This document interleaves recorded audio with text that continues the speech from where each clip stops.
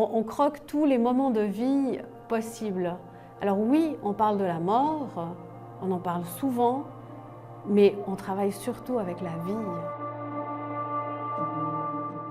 Je m'appelle Danielle, je suis infirmière en oncologie et soins palliatifs. J'ai 51 ans, je travaille à la Maison Azur à Sion.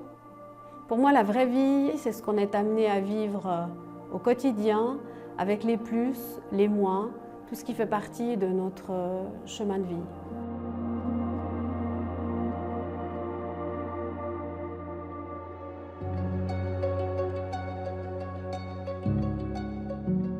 Alors la Maison Azur, c'est une maison de soins, une structure résidentielle qui accueille des patients souffrant de maladies évolutives, chroniques, qui doivent bénéficier de soins spécifiques soins palliatifs.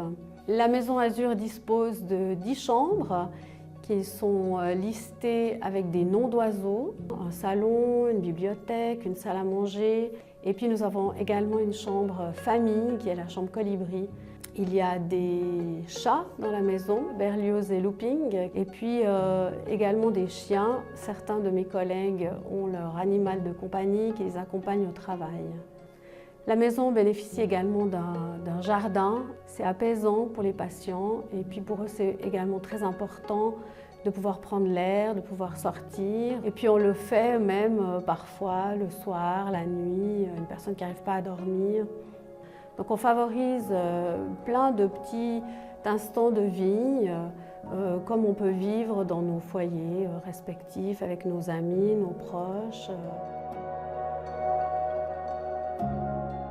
Mon rôle au sein de la Maison Azur est un rôle de soignante. Je suis spécialisée donc en soins infirmiers, en oncologie et soins palliatifs. À la Maison Azur, on essaye de tisser comme une toile de soins, de bienveillance et de respect autour du patient. Elle comprend l'équipe soignante avec un médecin, des infirmiers, infirmières, des ASSC. Il y a un physiothérapeute, une art-thérapeute, une assistante spirituelle, toute une équipe de cuisine, une équipe pour l'intendance, des bénévoles qui viennent nous donner les grands coups de main. C'est pas toujours drôle, on a des journées qui sont lourdes, qui sont chargées en émotions et la place du rire et des fois de la spontanéité, de la légèreté, c'est toujours bienvenu et c'est important. Mon rapport à la mort, il est assez tranquille. Le fait de travailler avec des patients qui sont dans cette partie de leur fin de vie nous fait encore plus apprécier les bons moments de la vie et du quotidien. Parfois, on a des signes un peu particuliers. Nous avons accompagné une patiente qui souhaitait terminer sa vie à l'étranger. Elle avait fixé une date pour son vol de retour dans ce pays et puis son état de santé s'est péjoré et elle est décédée le jour qu'elle avait fixé pour ce départ à 3 h du matin. Finalement, on avait assez bien bouclé la boucle. Le plus gratifiant, c'est quand le patient est apaisé. Chacun a sa propre histoire de vie, ses soucis, ses ombres. Chacun doit faire son chemin. Et ce qui est très important, c'est toujours mettre notre patient au centre et l'accompagner vraiment tout au bout. Donc même une fois décédé, on en prend soin encore. Il y a une discussion avec la famille, les proches qui se fait, on l'apprête, on le fait beau.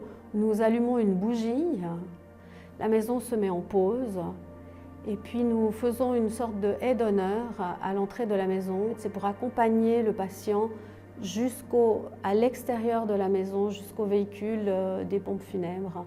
Nous revenons à l'intérieur et puis soit un membre de l'équipe, soit un membre de la famille ou un proche souffle la bougie et c'est à ce moment-là qu'on referme également le livre d'or.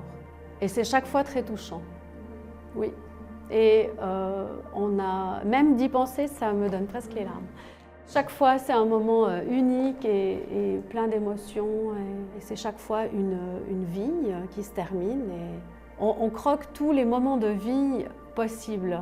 Alors oui, on parle de la mort, on en parle souvent, mais on travaille surtout avec la vie.